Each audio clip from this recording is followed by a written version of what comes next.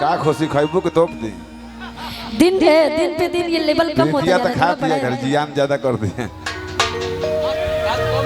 घर बालू रोटी खाती है प्रीतिया कि चश्मा लगा के हैंडसम लगा तारा बालू रोटी आ साउथ वाला हीरो से न कम लगा तारा कि तहरे के दिल हम देहबे करे जा तू तो बम लगा तारा तहरे के दिल हम देहबे करे जा तू तो बम लगा तहरे के दिल हम देहबे करे जा तू तो बम लगा तारा चश्मा लगा के हैंडसम लगा तारा चश्मा लगा के हैंडसम लगा तारा आ साउथ वाला हीरो से न कम लगा तारा जहाई मत खेलवे के अच्छा केहू लगे चश्मा बात मानी हमरा के दिया दो खुशी देखा तारा अरविंद भैया प्रीति के देख के जमाई लेता अरे हमारे अरविंद भैया का जवाब है अरविंद भैया आशिक है हमारे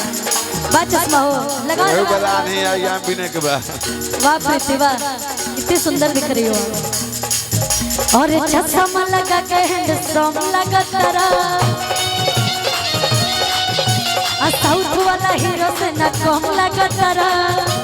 हीरो से न कम लगा तारा अच्छा ये दोनों छूट रही है दो और दे दो खाद फिर बाद में वापस कर देंगे घर लेके नहीं जाएंगे टेंशन मत लो वापस कर देंगे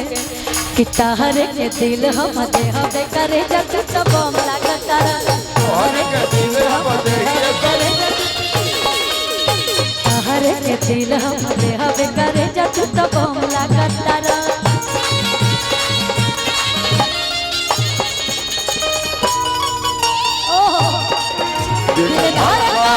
केहू के प्यार में केहू के प्यार में केहू के प्यार में केहू के प्यार में मन नसीब में अब डूबल प्यार के कसी में रहे लयखिया इंतजार में दिल धड़का दिल धड़का केहू के प्यार में केहू के प्यार में केहू के प्यार में केहू के प्यार में तहरे के दिल हम तहरे के दिल हम तो बम लगता बहुत बहुत धन्यवाद बहुत प्यारा आशीर्वाद मिल रहा है छोटे बाबा के भी मिली और कहा तारी हीरो हो धीरे धीरे हंस के रहेला दिलवा में हंस के रहेला दिलवा में घास के रहेला दिलवा में घास के हीरो हो धीरे धीरे हंस के रहेला दिलवा में हंस के रहेला दिलवा में घास के रहेला दिलवा में घास के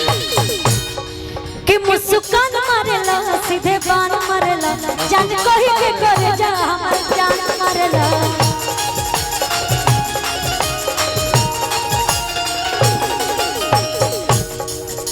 कि सेट को के दाढ़ी चमचम लगा तारा आ हम हे मालिक तू धरम लगा तारा तहरे के दिल हम देहबे करे जा तू तो बम लगा तारा तहरे के दिल हम तहरे के